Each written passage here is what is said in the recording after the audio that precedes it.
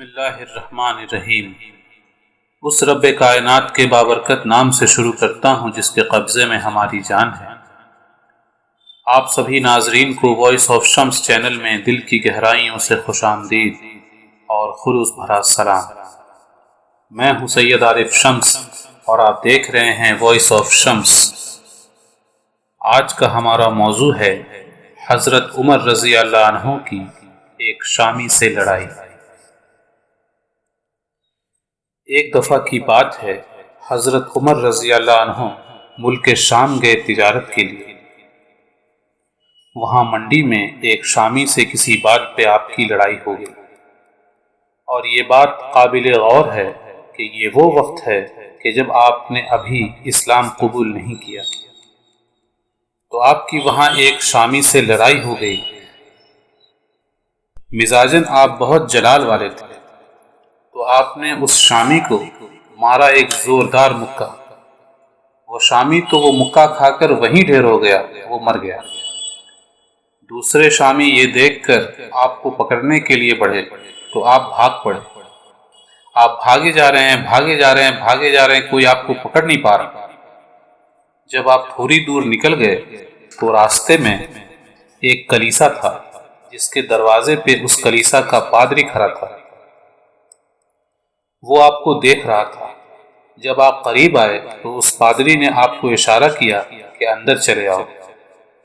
اس نے آپ کو اندر پہنچایا اور پھر دروازے پہ کھڑا ہو گیا۔ تھوڑی دیر بعد وہ شامی اس پادری کے پاس آئے اور کہا، آپ نے کسی عرب نوجوان کو دیکھا ہے؟ اس نے ہمارے ساتھی کو قتل کیا ہے اور بھاگ آیا ہے۔ اس پادری نے کہا، یہاں کوئی نہیں آیا۔ یہ سن کر لوگ چلے گئے۔ وہ پادری اندر آئے اور آپ سے پوچھا، کون ہو؟ آپ نے جواب دیا، عربی۔ کہاں سے آئے ہو؟ مکہ سے۔ تمہارے شہر میں کسی نے نبوت کا اعلان کیا ہے؟ آپ نے کہا، نہیں۔ یہ وہ وقت تھا جب حضرت محمد مصطفیٰ صلی اللہ علیہ وآلہ وسلم نے نبوت کا اعلان نہیں کیا تھا۔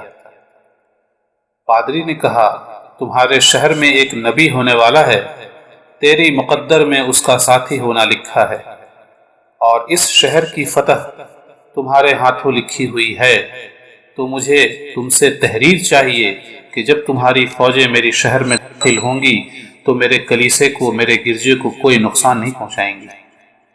حضرت عمر رضی اللہ عنہ نے پادری سے کہا، میری غربت کا مذاق کیوں اڑاتے ہیں؟ میری یہاں جان پہ پڑی ہے اور آپ مجھے بادشاہی سنا رہے ہیں؟ تو وہ پادری نے کہا، تمہارا اس میں کیا جاتا ہے؟ تم بس مجھے تحریر کر کے دے دو۔